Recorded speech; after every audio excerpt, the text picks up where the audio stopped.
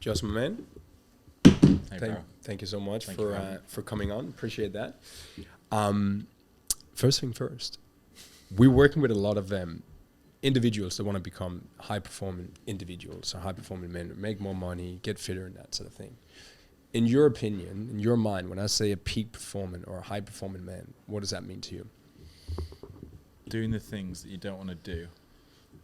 This is Mike Tyson quote. Yeah. Like do more shit you don't like you love them, Yeah. regardless of how you fucking feel. Yeah. Because you know the greater outcome of it. Yeah. That's all it comes down to. Is volume of doing Yeah. whatever direction you want to go in, really. Yeah. I think that's what I think anyway. If you're not doing enough. Yeah, exactly. And you can always do more. And how do you then speak to the 90% of people that don't do shit? And want to do more? Yeah. Listen to this podcast. Listen, if people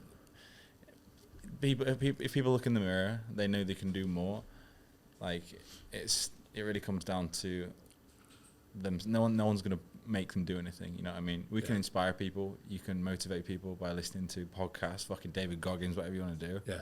But only you are gonna do the work. No one else fucking do it for you. Yeah. And also, no one else gives a shit whether you fail or win. So just fucking do it anyway. Yeah. Like, it's true. Exactly. No one cares. Exactly. Yeah. Exactly. What would you say? We spoke off camera now. Like, coming from the UK, what's been the mindset you need to change from that? Like, what do you feel like has been the challenges you had to go through?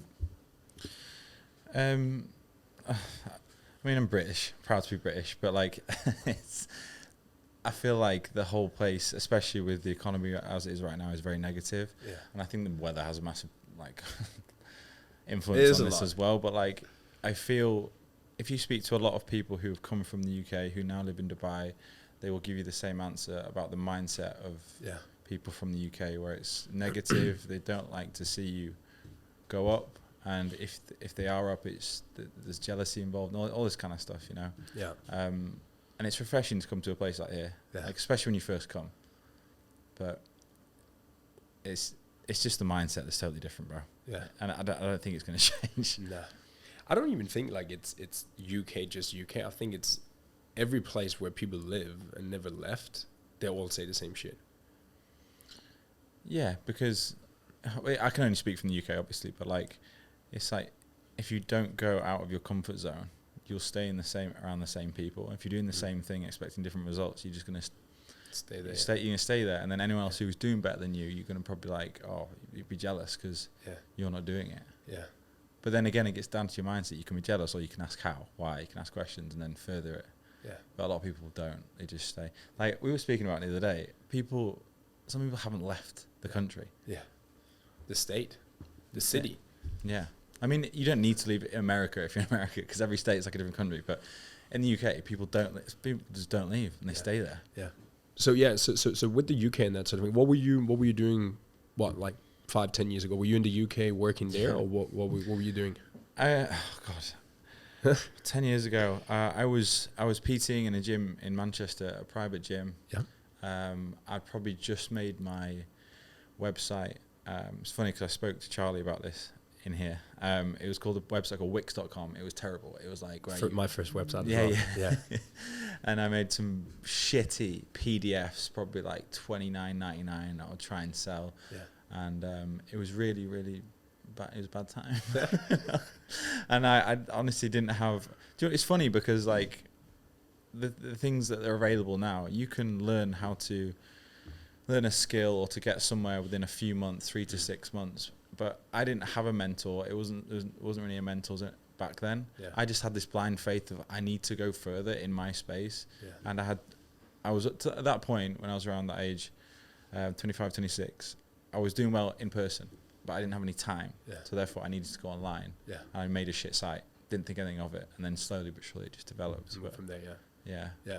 Have you always been in fitness, or what was why did you start PTing and stuff? I came from a very sporting background. I went to sporty schools, played a lot of rugby until I was like 24. But then I fell into the system, but then obviously just dropped out because it wasn't for me. I went to school, got like bang average grades, went to university doing something that I had no interest in fucking doing real estate. Got into like my second year, racking up a load of student loan debt, you know what I mean, as everyone does. And then I was like, this is crap.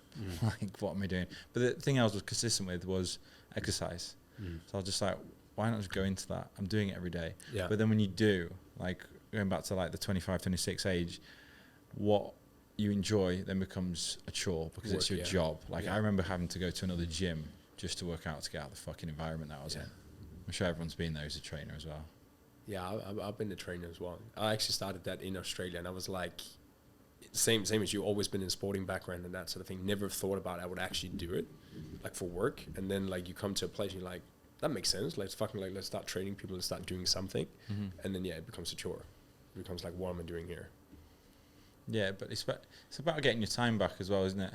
Yeah. But it's like Hormozy says about finding your passion. You don't find your passion. You just stick at something long enough until you're good at it, and then then it becomes something you enjoy to do. Yeah. But it's funny, isn't it? It's the irony of like going in, following your path because you enjoy to do something. You like to work out and look good. Yeah. Then you go to train people, and then you fucking hate your job because you're training too many people. Yeah. And you can't train yourself at that point. Yeah. Did you always like have an entrepreneurial mind? Like we will talk about Elevate and that sort of thing, but did you always have an entrepreneurial mind where you're like, I'm going to work for myself, I'm going to start something, or were you just kind of fell into it from fitness? Or I've always been quite creative. I wouldn't have ever classed myself as an entrepreneur when I was younger at all. But as one thing, I know I never wanted to work for anyone. I got fired from pretty much any job that like I got put into when I was younger. Yeah, I was just shit at taking order. If I wasn't interested, I'm not interested. Yeah. And I used to get fired. I remember I had a job at Jack Will's. It's a, Jack Will's clothing store. Yeah. And I just went on a lunch break and didn't come back one day. I was just like fuck it up. No, I just can't do it. Yeah. And I think subconsciously that was just like made me go down the path where I need to find something that I fucking enjoy, so I'll stick to it because I'm not going to work for anyone else. Yeah. And then fitness, just like how long did you do personal training for? I started when I was like 21, 22, up until like 27. That's when online really started to take off a little bit. Yeah. That's back in what, 18? Yeah. 17, 18, yeah. It's a while ago. Yeah. But then still, like, everything still was so basic, and I didn't know what direction I was going. And it's funny because, like, I remember, I'm sure we'll get into the systems later, but I was doing low ticket at one point. I didn't even know what, like, the phrases low ticket and high ticket. Yeah. I didn't know what any of that was. No. And then I started doing high ticket. I was like, oh, you can charge different prices. Like, you didn't even think like I could. I was just like, choose. Yeah, you can make your own shit up, and you don't know that until you do it. I was just charging one fixed price, bro. It's nuts. Yeah. So then you basically because I totally relate to that. It's like you're on the gym floor and you're like, fuck this, 6 months in, I can't have my time back. This is not scalable. What was then the path from there? You do the Wix, and then what do you do from there? I was doing Wix. I regrettably, actually, I don't regret it. I opened a lot of doors. I went on a few crappy TV shows, which was like, I was like, what's the worst that can happen out of this? Because which one? X on the Beach. There you go. No, but like all I was thinking is eyeballs. How can I get eyeballs on me? Yeah.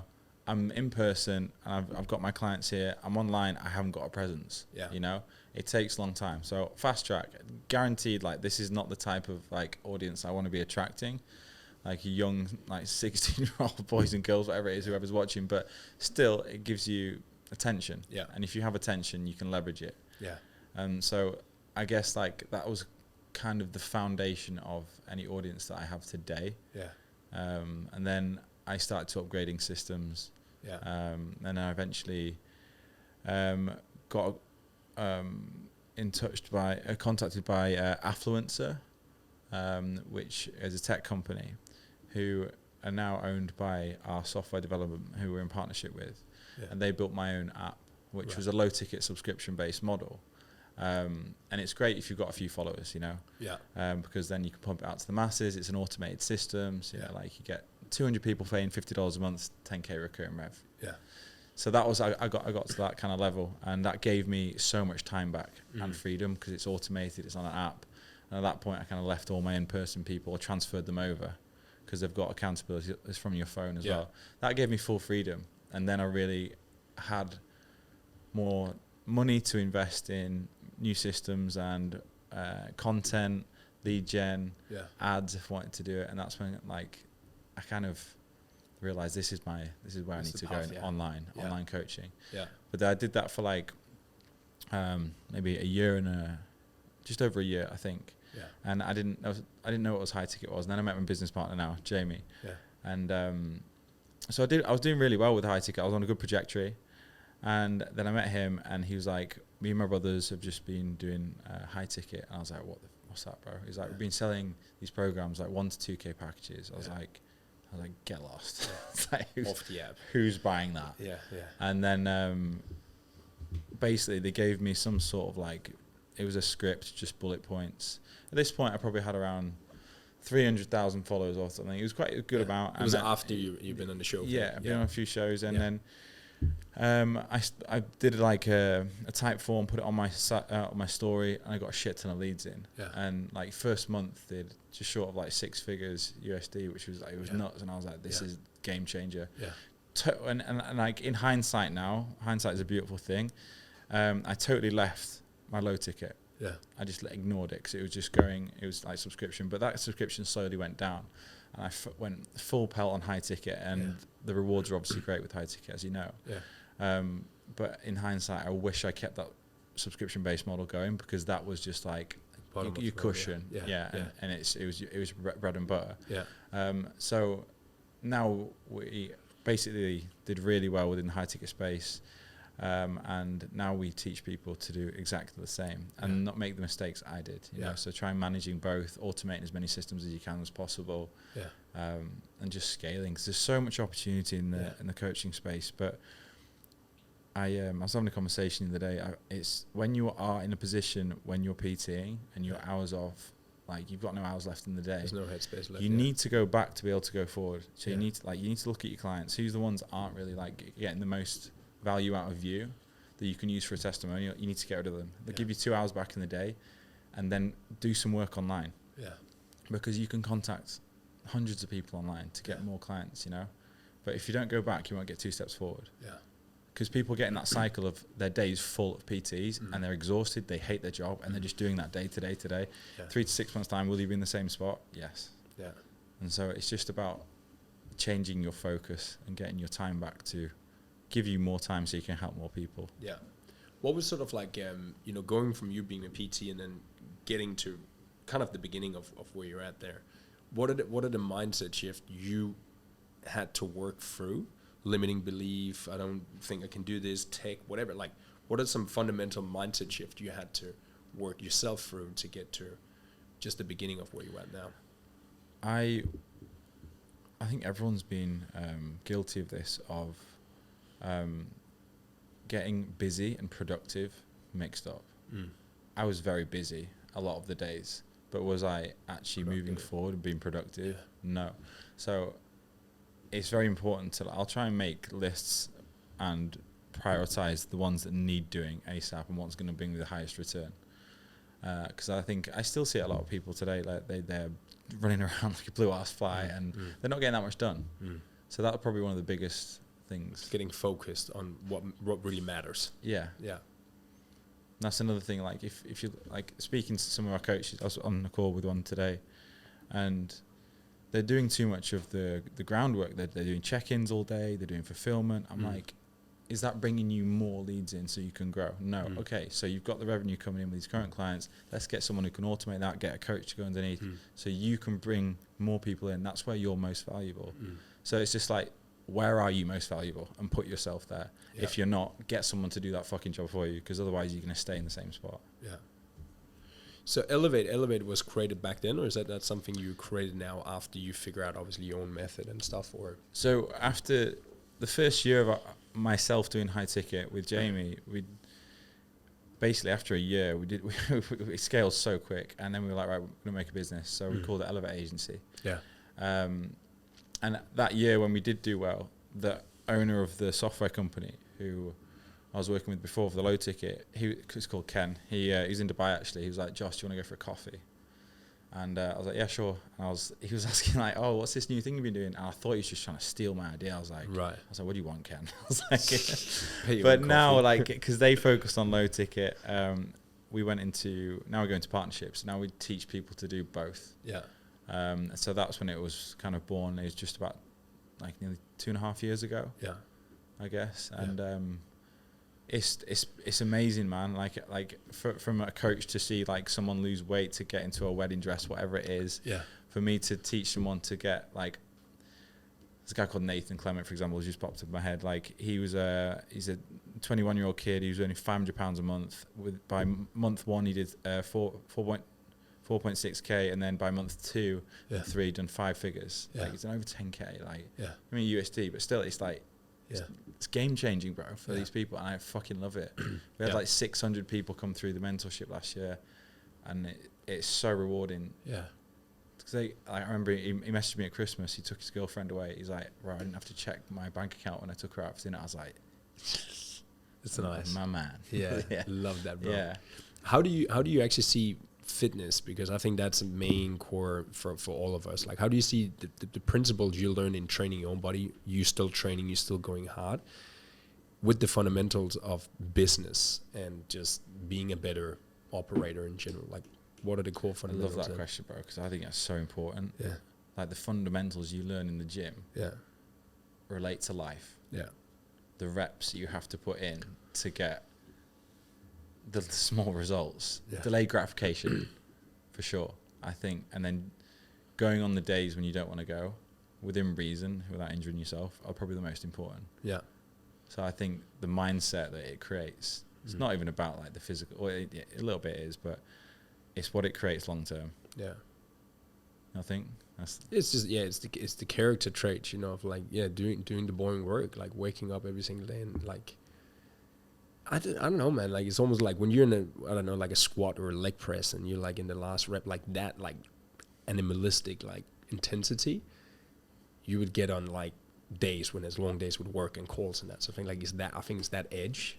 I think personally for me, that's what it gives. It's the confidence of the self-belief that builds as well, because you know the work that you've put behind your physique. So when you walk into a room, like you feel proud of who you are as well. Yeah.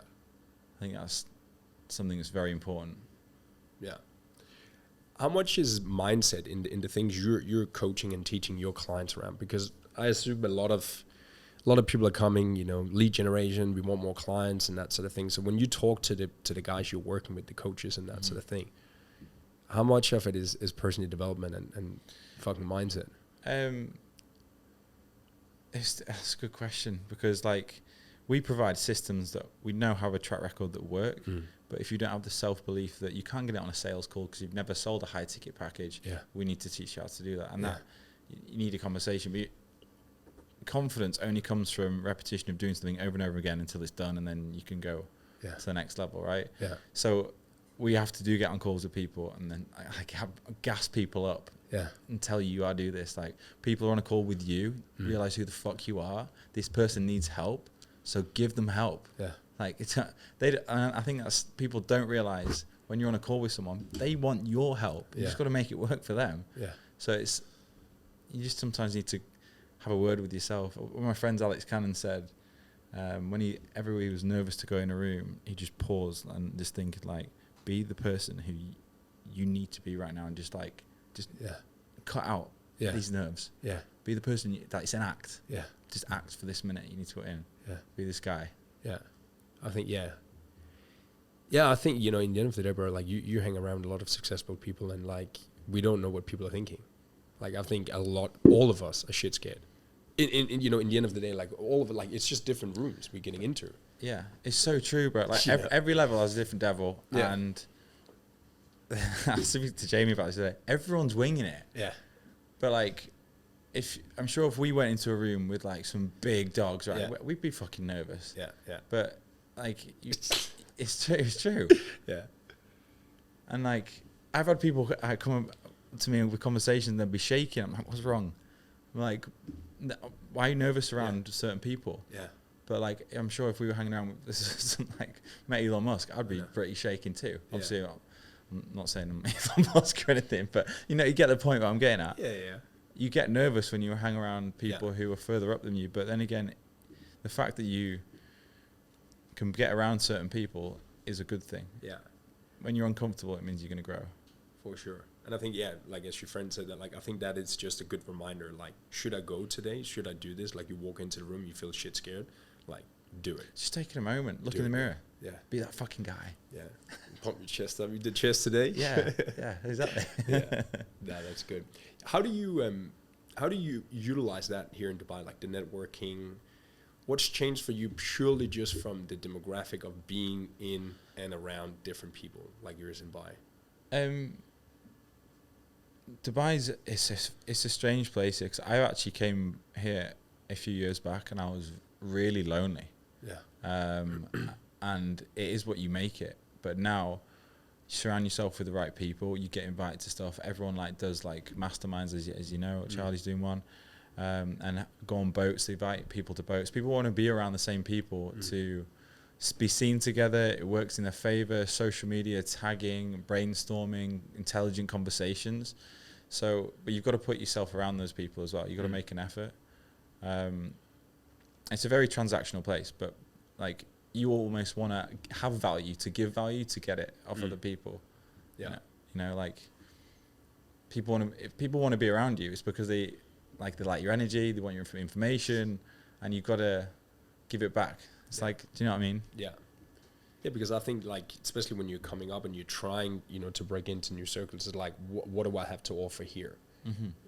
And you're right. I think a lot of the times it's just, it can be energy, it can be, you're a nice person, like, and you learn from each other. That sort of thing. Yeah. So it's been huge for you. Yeah. It's that saying, if you hang around a certain amount of people, whatever that is, like millionaires, you'll be the next one. Or if you're going to be an alcoholic, you're going to be the next one. Yeah. Everyone here is on a journey because they want to scale their business, their life.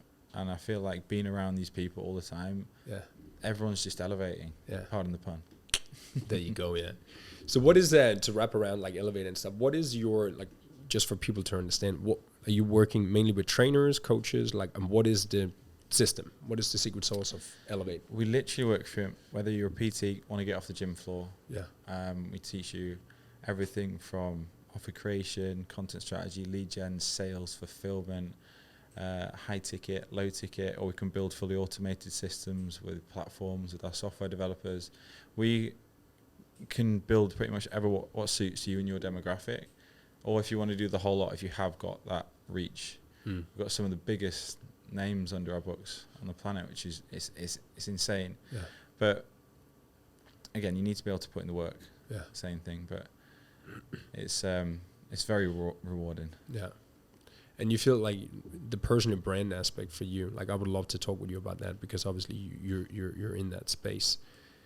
What do you think is the key aspect to building a personal brand today? Like I even asked Charlie, I can't even remember the question I asked him, but he said like focus on personal brand in the future because things are changing so much. Ads are going up, like personal brand is what stands out. What would you say is the key aspect to? For sure. I actually saw something about that the other day. Like you got Iman Ghazi, Tayo Lopez. They're all building personal brands now. Even though they say they're not, they are. Yeah. I thought they already had.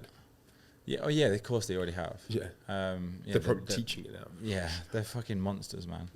But personal branding's probably the most. No one can take it away off you. Take it from you. Yeah. Great example. Mike Thurston, huge personal brand. Yeah. Everything's thirstwear, thirst app, and everything. You just know it's him. So, and that's the power of personal branding. No one else can be you. Yeah, I think.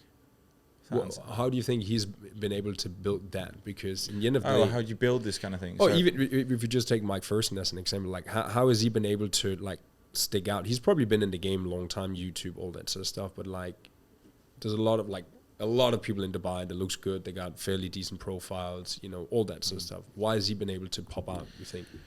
Again, it comes down to getting attention. If you can leverage attention, like the world is yours essentially, and that comes down to consistency. Yeah. Like, I was actually speaking to me the other day. He was like, his schedule for social media and everything is just fucking nuts. Like, and it is nuts. Like, because nowadays if you just focus on one platform, you focus on one demographic, but you've got different age groups, different niches everywhere. You got I don't need to name them all. There's so much you can do, and if you are doing everything, the chances are you're going to have a lot of people watching your shit, which means you're going to have a lot of leverage over that audience. Yeah. Well, depending on what you're saying. But then again, look at Andrew Tate, for example. He came in and he was saying some very controversial stuff, but now he's looking more like a hero than a villain. He's leveraged that audience and he's converted it. So, but then again, answer to your question is do more to get more on every level. Yeah. Just like pure volume and then just volume. Would you not agree? Like if you like, it's like the more you do. But I tell people this as well. Like with our coaches, if you're doing loads on Instagram and you're not finding people in your niche, you want CEOs, go to LinkedIn. Yeah. If you want kids, go to TikTok. Yeah. A young audience. Yeah. Yeah. Just do more, but work out who you're speaking to. Yeah. Yeah.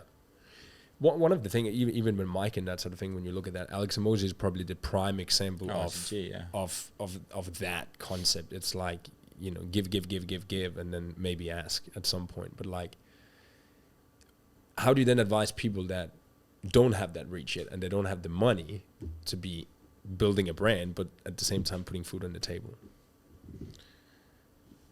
Ads, yeah.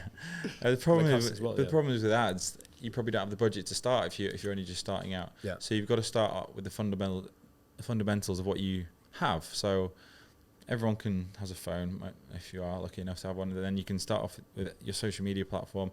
You've got to work out your niche, and your niche is usually what you are. Yeah.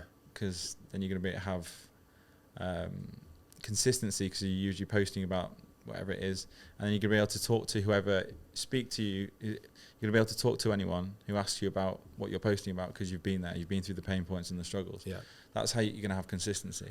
Yeah, and I was actually speaking to someone about this in the car. A lot of people fall into the trap of posting what social media wants to get views and likes. When is that actually what you want to post about? So, for example, I could relate on my main page, if I do a thirst trap post, right? Yeah. Topless one. Yeah. It get amazing likes, right? Yeah. But if I do something where I'm giving pure value on nutrition, training, coaching, whatever it is, the likes might not be as good, but I might get a lot of clients from it. Yeah. And I feel like people get, what's the word? They lean towards that because they get that dopamine fix when they get all the likes coming in, but are they getting anything out of it? Yeah. Yeah. So is it a mix? Like, again, use Mike as an example. Like, what is he doing? Like, when you look into his thing, it's all that.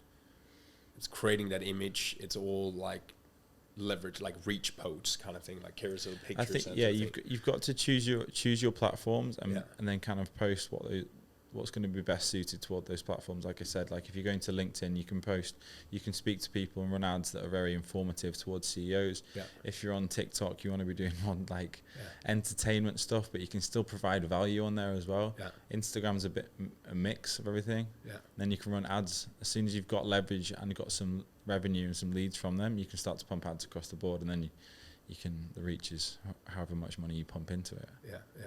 So is that your main way of doing things right now? Is it ads and then just the content, or how are you driving yours? We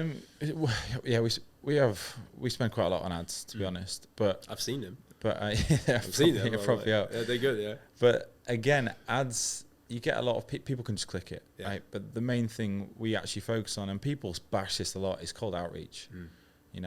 We had like 5 accounts at one point, all doing like between like 40 and 50 DMs a day. Yeah. It's like over 4,000 DMs a month, and they're all targeted to people that we can get in a conversation. Yeah, it's a lot of man hours and works, but that's what we have VAs and setters to do that as well. But then again, you can run ads, but I personally find that is a lot more targeted. The ROI was a lot better. Yeah. Because you're looking at the profile, you're interacting with someone on common ground. You're not just pumping an ad out and expecting a click. Yeah. Personally. But then again, after that is only so scalable. There's only so many man hours you can put in, so many VAs. Yeah. You can pump loads of money into ads, and it's automated essentially. Yeah, yeah. Well, I think every skill bleeds into each other. You know what I mean? If you can communicate on camera, you can sell. You can the whole thing goes together. Mm-hmm. You know what I mean? Mm-hmm. So what is next for you in regards to the business and that sort of thing, and also yourself? What is your goal, by the way? Where do you want to take it? Like to the moon. Exactly. Yeah. So basically, we work with so many PTs in our academy. So that's our like 12-week mentorship to help people to get to 10K per month. That's the goal. Yeah. And then we've got some huge clients within the platform. Low ticket because they've got big audiences, but obviously what we're finding when even like say Sergio Constance, for example, he's in our books, right? Huge following. Yes, like he has got a massive chance of a lot of people signing up to his platform because of the size of his following, but it's still not guaranteed. So what we're doing now is going into the gym space. You know, a lot of gyms have thousands, tens of thousands of members who are already paying customers. So if we can provide a platform that is going to give the gym more value. Every client in there has a customized nutrition training plan. You can promote PTs, whatever it is, through the platform. Huge database, and you could sign, like you could bump the price up by £5 over the year. That's a lot of money. Yeah. Do you know what I mean? Yeah. So you can either give more value to your current cost that you've already got, or because of inflation, especially in the UK, if you have a reason to bump your prices up with a platform like this, because these are already paying customers, so there's trust there. So for them to bump the price up is not really going to be an issue, especially if they're getting more out of it. Yeah. So we're looking at going into the gym space next, which should be good. So you can take it to PTs and then current like bigger clients and then gyms. So. Yeah. And then what do you have to do different now then? What is the mindset shift you need to make now? Then so it's tough because like I've gone from like don't really do so many sales anymore. I'm more have to like overview and manage people. Like we had to fire like 2 people this last week and it was awful. Like I'm still not used to doing that. Like, but if you're not doing the work, so it's more from like a CEO point of view, and it's tough because I'm still learning. Everyone's on that journey, you know. So it's more just managing everything as one and like really realizing where I'm most valuable. And it's the same with me and Jamie. We balance each other out with different attributes, of course, as well. I'm kind of more of the face and trying to bring as many people in as well, like as you see on the ads and stuff. But I'm still adjusting to that. I think everyone is. And then managing another branch of the business, the gym space, as well as keeping the others afloat. Yeah. So it's tricky, man. It's stressful. Bro, it's people. When you're dealing with people, it just is difficult. Yeah. And that is the world. Yeah. Because like if I hired me back then, I'd hate to work because I didn't want to work for anyone else. Yeah.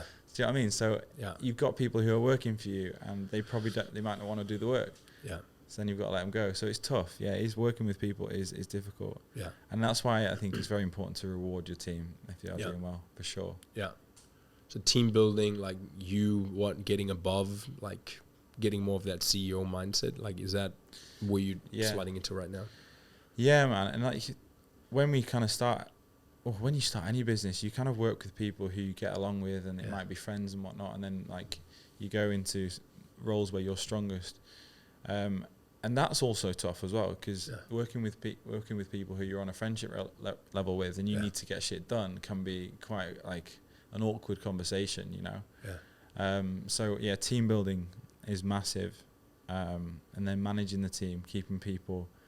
Like it's like peaks and troughs, right? Circles but up. And when you have a bad month, just try and not like go mad. Yeah. Encourage people, and trust me, she knows this. Like that last 2 months, there's been peaks and troughs, and like I'm like, why is shit not getting done? Yeah. Why? Yeah. Like give me answers. People can't give me answers. I was like, well, do you need to go, or like are you gonna do your job? So it's tough, man. Yeah. How do you deal with that, like, anxiety thing? Because I think a lot of, like, all of us, it's almost like it's there all the time.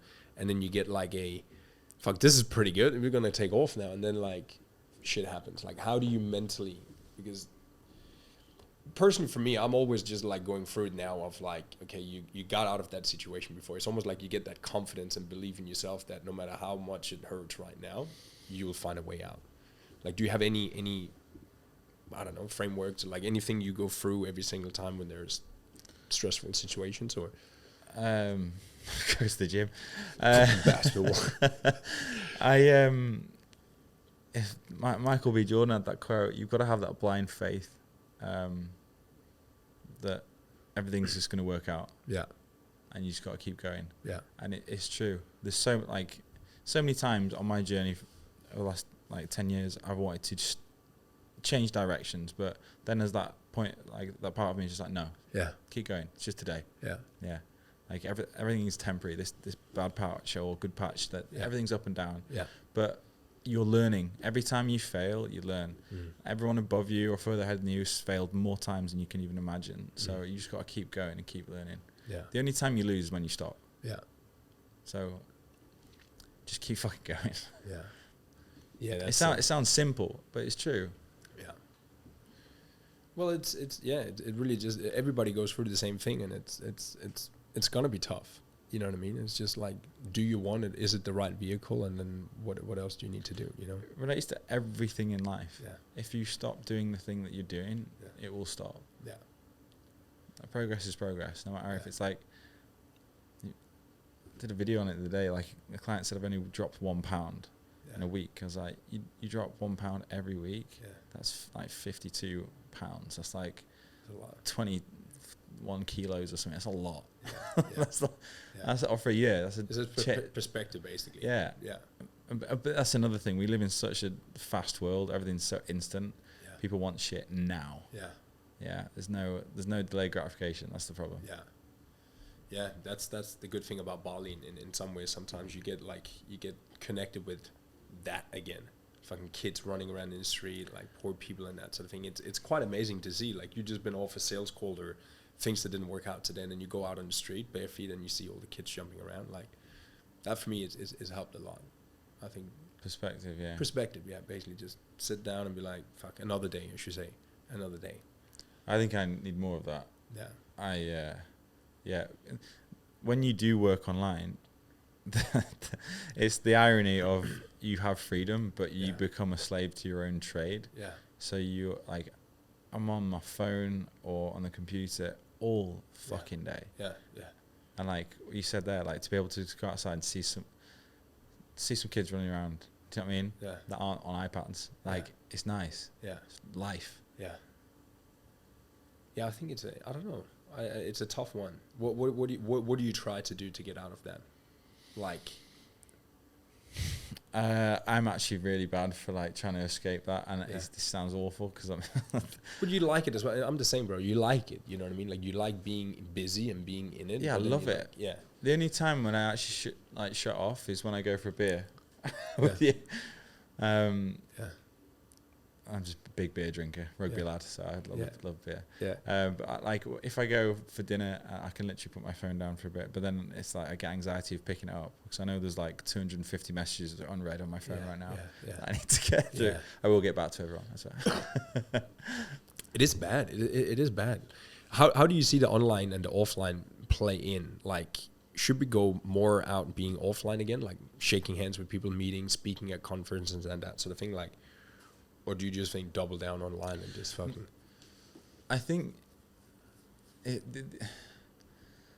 can do more online a lot faster, but the connections you have when you meet people in person, you know, like we could do this over Zoom, but it wouldn't be the same. No. I'll probably be distracted of sort of the things in the room. Do you know what I mean? Sitting down there, fucking another question. You seen those new eye goggles things, the Apple goggles? I've seen some thing coming out. Just remind me of that. Yeah, I could be watching one screen and then you have you on the other screen. They're nuts. I don't like that at all. The fact that people walk around with fucking huge headsets on. And then what? Yeah, then they can watch something over here and then be in another room and meet with people. Yeah, that's so a video is a guy, or his Tesla's driving itself. Then he's got these goggles on. He's watching like a couple of things. Like, it's just nuts. Yeah. But the worrying thing is, I remember like AirPods when they first came out. I was like, these are stupid. Where's the wire? Like, no one's gonna wear them. Everyone has them. Yeah. So that's what I'm worried about. Time change. Yeah. You got to go with it though. That's the problem. Evolution. If you don't go with it, you're gonna get left behind. Yeah. The whole AI kind of stuff. Like, even we start to implement bits of AI into the business because it's just, it's more. Is it more reliable than stuff? I don't know, but like it will be. Yeah, it will be eventually. Yeah. It's scary, but times change, and we've evolved with it. You know. Yeah. Yeah. Do you have any or younger brothers or anything, or 2 older sisters. 2 older sisters? Yeah. What about you? Older sister as well. Yeah. No kids? No. No. Not yet. Not yet. Soon. She's over there now. Now, my last question to you was really, what would you tell your, whatever, we can take the 25-year younger self. Like, what would you tell yourself 10 years ago to, like, don't worry about this, dude. Double down on that. Oh, what would be the main thing? Such a... Bro, I was just doing... investing in yourself rather than getting carried away in the moment. It's very easy to... I went to university and all I wanted to do was just go out, be that guy, My job was like a topless host in a nightclub. I just wanted to be that guy. And then I went on shows and stuff and I earned bits of money here and there. I just spent it. If I could go back, I'd be like, just reinvest back into your skill set. But you don't think back then. You're young, you're having fun. Yeah. You're like, I'm 21 forever, like, you fucking idiot. Yeah. I'd just tell myself to reinvest in my skill set. Yeah. Because that's the one thing no one can take off you. Yeah. If you're educated, you're fucking educated. That's it. Yeah. So it would be to reinvest back into more courses to educate myself. Yeah. Because I'd be a hell of a lot wealthier than I am today. Fucking bro, you see like 18-year-old today. I met a guy up in Bali. He just rolled out a OnlyFans agency, and then he's doing like a course thing where he teaches agencies owners to trend on TikTok, and he's just like blew up like that in 8 months. Drives me nuts, man. I'm like, wow, 18. But I spoke to Charlie about this when I was in here. It's so fast. Yeah. But the only thing they don't have is experience to if it goes wrong. Yeah. And that comes down to character building of a long time of ups and downs, essentially. Yeah. I mean, congratulations, it's fucking amazing. I'm sure if you do have that money come in so quick, not many people are going to be stupid enough to blow it. But yeah, you can't buy experience. Yeah. What are the character traits you would say, like when you go back to that skill? What are the things you like focus on that? Communication, building your confidence, your self-belief.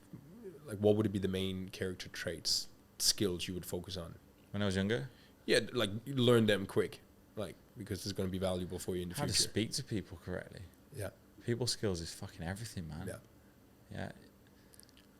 Like, if you can converse with people in any room, you can gather so much information, and information gets you from A to B. Yeah. Probably, yeah, to be able to speak to it. Because I was shy, bro. I was a dweeb. I was a skinny kid. I didn't have much confidence, and that's why I started the gym. Yeah. I was like 19 when I properly started, and I didn't have much confidence at all. Yeah. But I tell you what, the gym did really help with that. Yeah. I remember I wore this rugby shirt, and I remember I just did arm day, and I filled it out for the first time, and I was like, fuck yeah. I went out that night. I was so happy.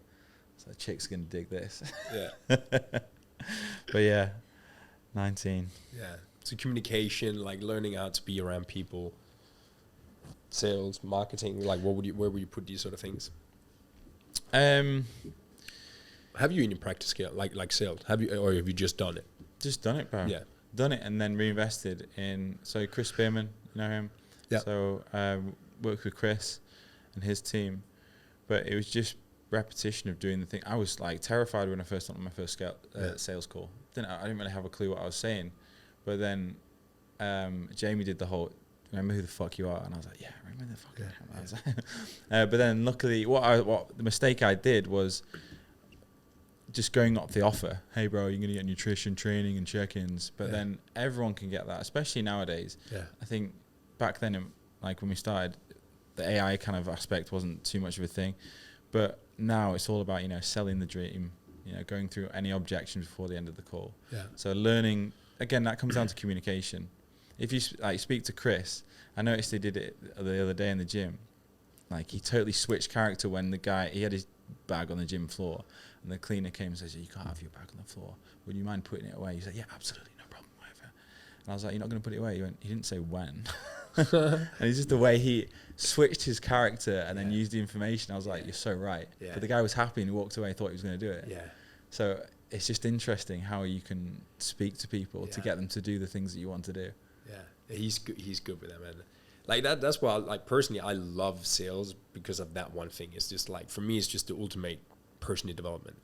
Yeah. Like how to communicate and freaking like read people's mind and like be able to say the right things. Like it's powerful. It is true. It's powerful. I remember I was listening to one of Hormozy's things the other day. He's like, if the library's shutting, I think he rang up, or it might have been an actual true story.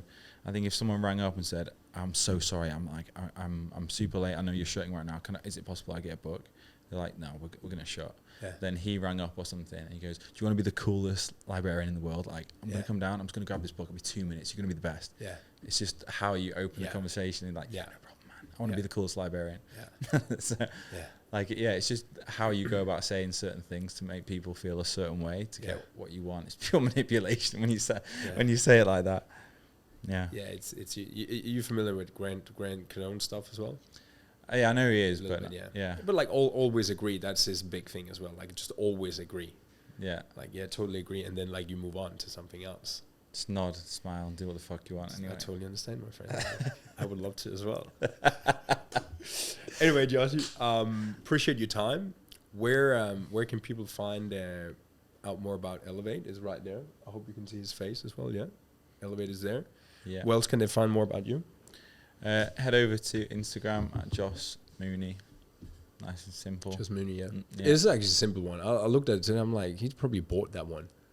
No, bro. I got it. I literally checked. I had to buy mine, Simon Thompson. Did you? From a dude from Denmark. I offered him training and nutrition. It's valued at X, and he's like, "Nah, I don't want you training and nutrition, but I want the money instead." I'm like, I had to pay him. I think I started this like so long ago, bro. I went on it the other day. I think it's 2012 when I joined. So fucking old I am. There you go. Yeah, 2012 when I joined. Yeah. So no, I just got it. Yeah, Josh Mooney on Instagram, Elevate Agency as well. Yeah. If you are a PT and you do want some help to help scale your business, get off the gym floor, get your time back, hit me up. We'll have a conversation. Love that. Thank you, brother. Cheers, bro. Appreciate it. Yeah.